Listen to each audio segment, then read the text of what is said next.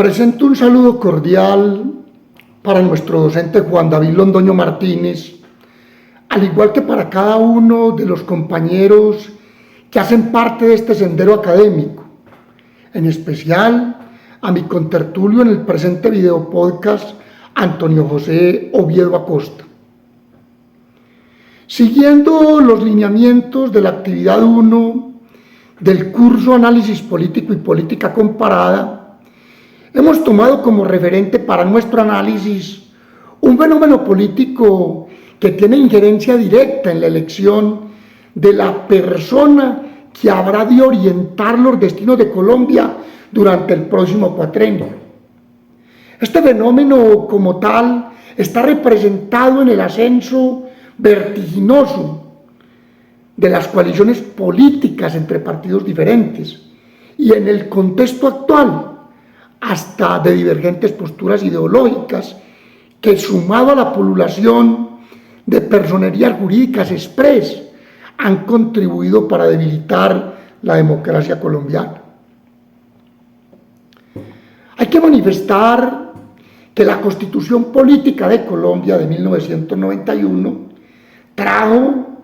tal como lo hemos estudiado en el contexto de otras materias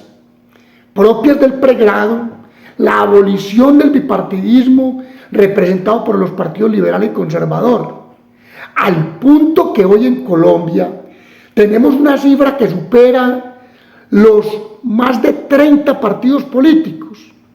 que para efectos electorales y como mecanismo de supervivencia y legitimación buscan agruparse en coaliciones de izquierda, de centro y de derecha.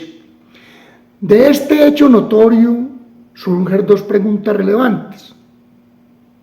¿Quién ganará? ¿Y bajo qué estructura institucional se está compitiendo? En el presente caso, este tiene una relevancia notoria por dos razones, fundamentales ellas.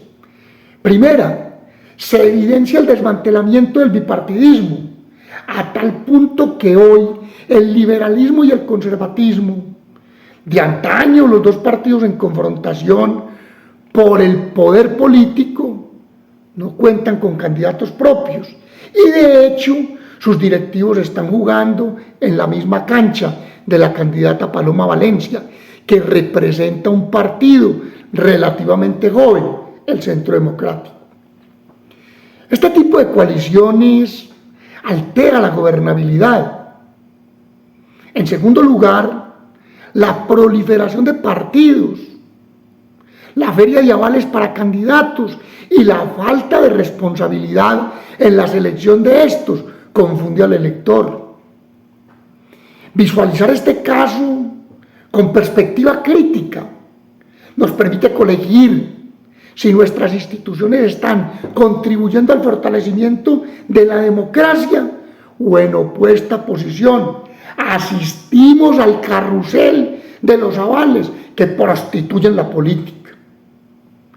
En este breve análisis se pueden dimensionar las reglas que definirán el futuro del país. Ahora bien, con un propósito académico, respondamos algunas preguntas de manera sucinta. ¿Qué es el análisis político? Y no es otra cosa que una disciplina sistemática que nos convoca a observar los hechos o fenómenos políticos, desentrañando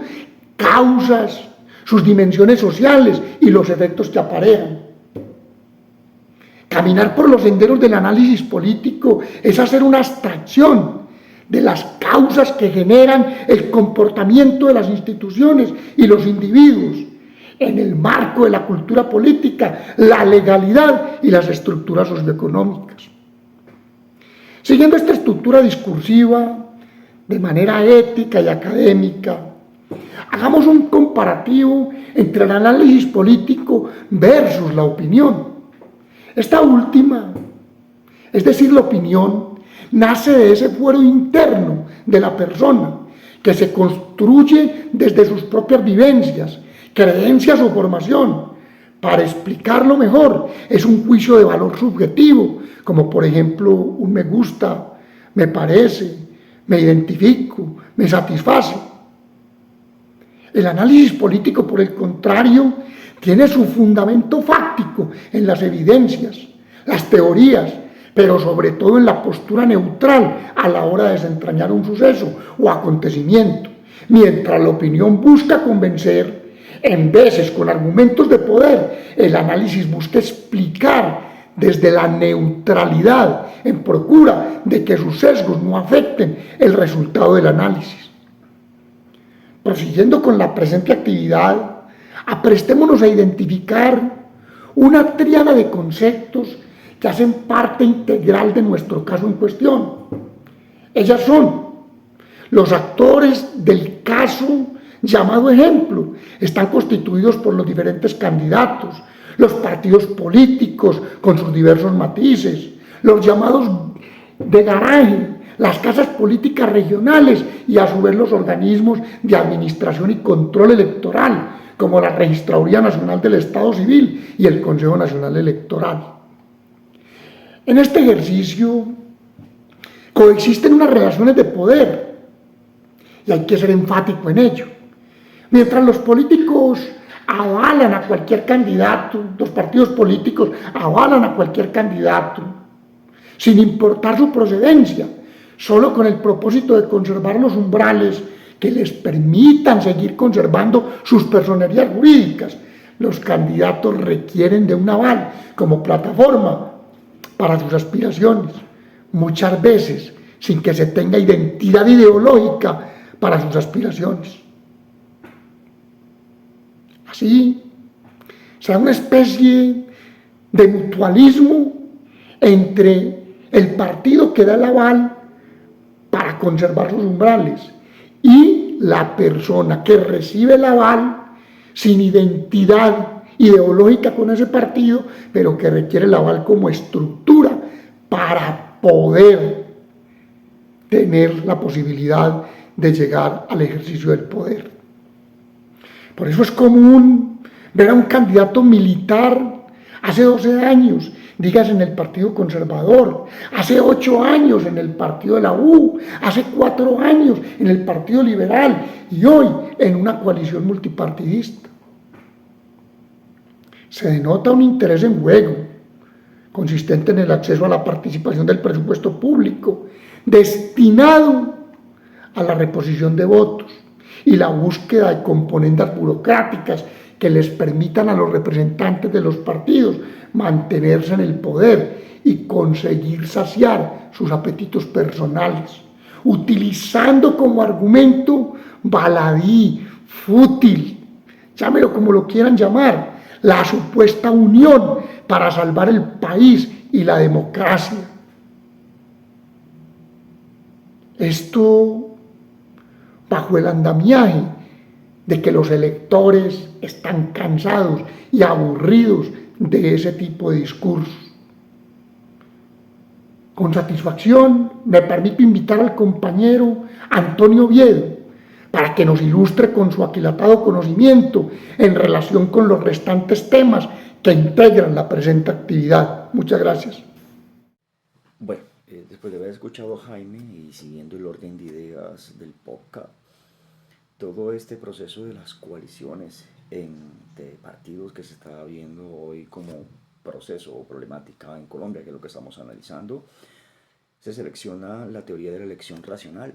teniendo en cuenta que los diferentes actores políticos, en este caso los partidos políticos, lo que buscan es maximizar sus intereses personales, es decir, entre partidos, ya que tienen unos poderes totalmente limitados desde los partidos y lo que buscan es hacer unas famosas coaliciones en aras de buscar alianzas programáticas, entre comillas, que en el fondo lo que se propende, y todos lo sabemos en las dinámicas sociopolíticas de Colombia y en el mundo, son alianzas burocráticas, porque luego cuando se toman el poder empiezan la repartición de fronteras contractuales, de fronteras laborales, en fin, la repartición del Estado. Entonces, esta teoría de elección racional de una u otra manera se centra en la necesidad de, como de justificar unas conductas individuales. Esas conductas individuales pueden ser segregadas o segmentadas a través de partidos. No queremos que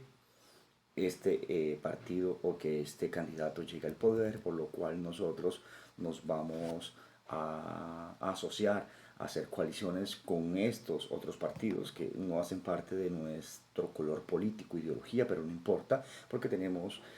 un interés mucho más grande y colectivo, y es alcanzar el poder. Lo que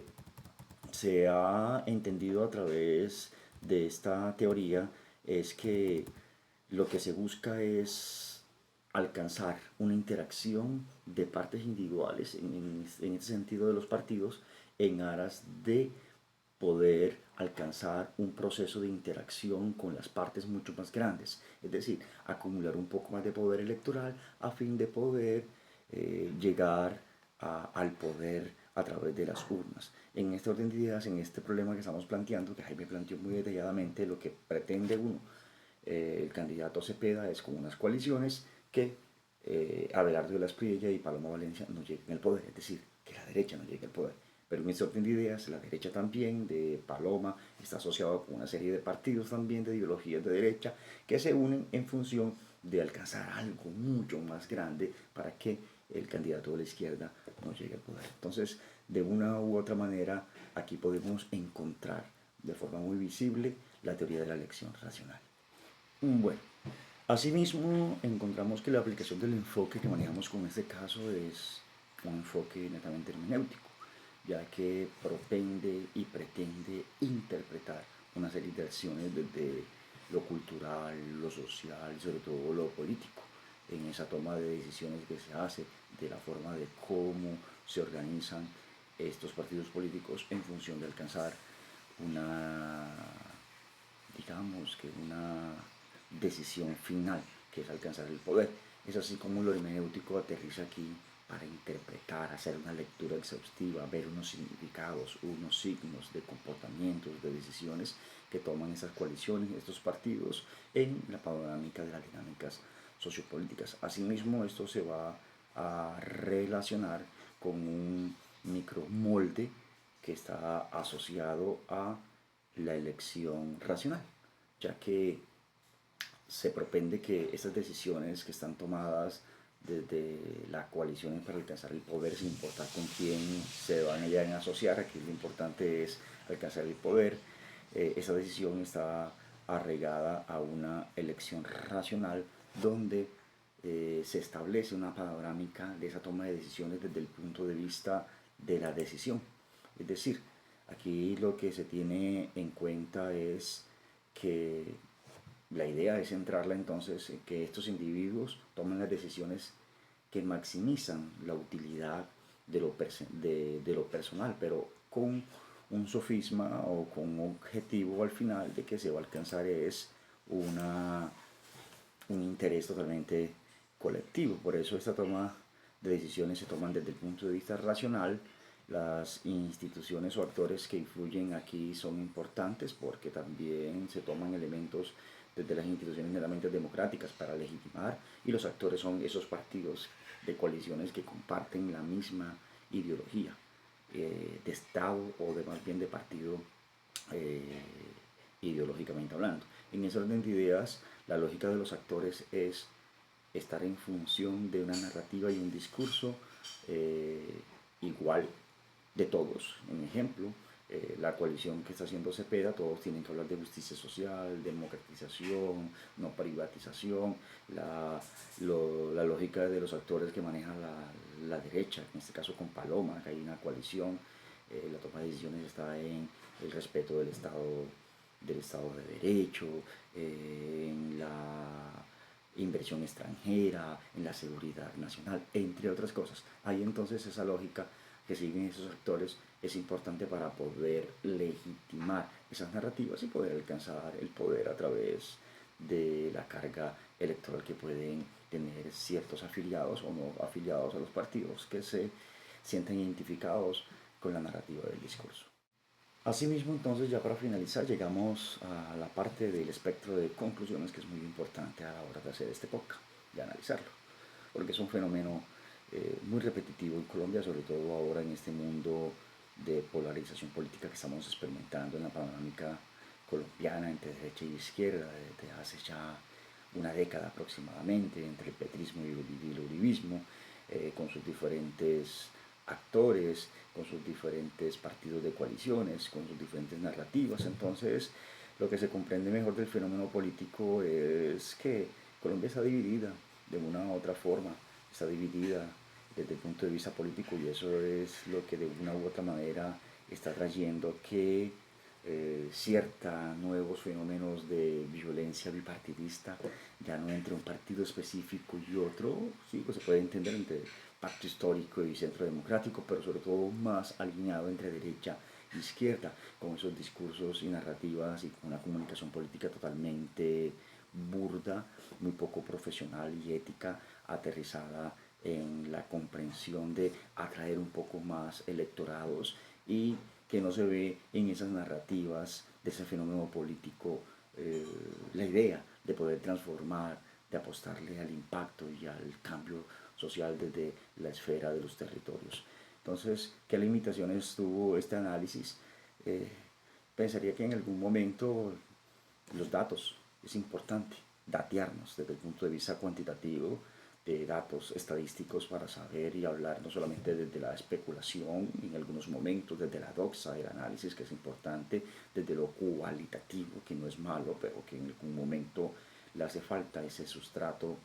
de datos estadísticos que le da como que el soporte esquelético para poder que el discurso y la narrativa del análisis de la política, en este caso comparada, pueda tener un poco más de validez y se legitime ante las personas que van a escuchar el análisis profundo del politólogo, del analista político, entre otros más. Muchas gracias y un placer, y espero que les haya gustado nuestro podcast. Un abrazo.